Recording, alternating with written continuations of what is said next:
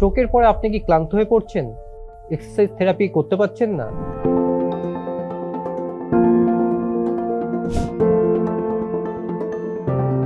স্ট্রোকের পরে অনেকেই ক্লান্ত হয়ে পড়েন।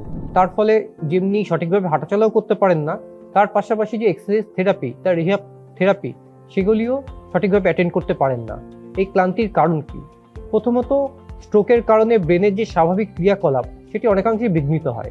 দ্বিতীয়ত, দুশ্চিন্তা, ভয়, দীর্ঘদিন রোগে ভোগা এই সমস্যার জন্য তার ঘুমের যে স্লিপ সাইকেল সেটি বিঘ্নিত হয়, যে কারণে শরীরে এনার্জির অভাব দেখা দেয়।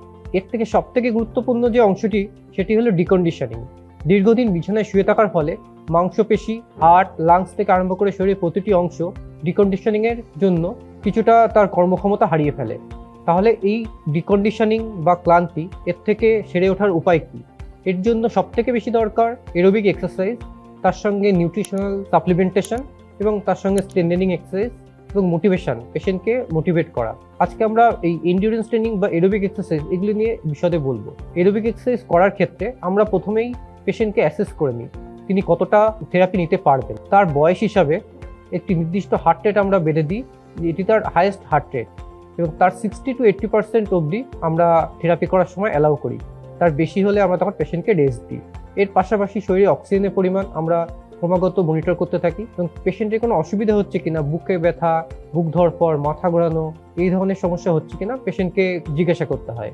আমরা বিভিন্নভাবে এরোবিক এক্সারসাইজ করাতে পারি। প্রথমত আমরা পেশেন্টকে ট্রেডমিলে হাঁটাতে পারি। দ্বিতীয়ত আমরা সাইক্লিং করাতে পারি পেশেন্টকে। এর পাশাপাশি অ্যাকোয়াটিক থেরাপি অর্থাৎ সুইমিং বা জলের ভেতর এক্সারসাইজ এগুলো আমরা করাতে পারি। এই এরোবিক এক্সারসাইজ করার ফলে একাধারে যেমন মাসেলের এন্ডিউরেন্স বাড়ছে, মাসেল অক্সিজেনকে প্রপারলি ইউজ করে দীর্ঘক্ষণ ধরে তার কর্মক্ষমতা ধরে রাখতে পারছে, এবং হার্ট এবং লাংস সেটিও প্রপারলি কাজ করছে, কার্ডিয়াক আউটপুট বাড়ছে, হার্ট রেট কিছুটা কমছে।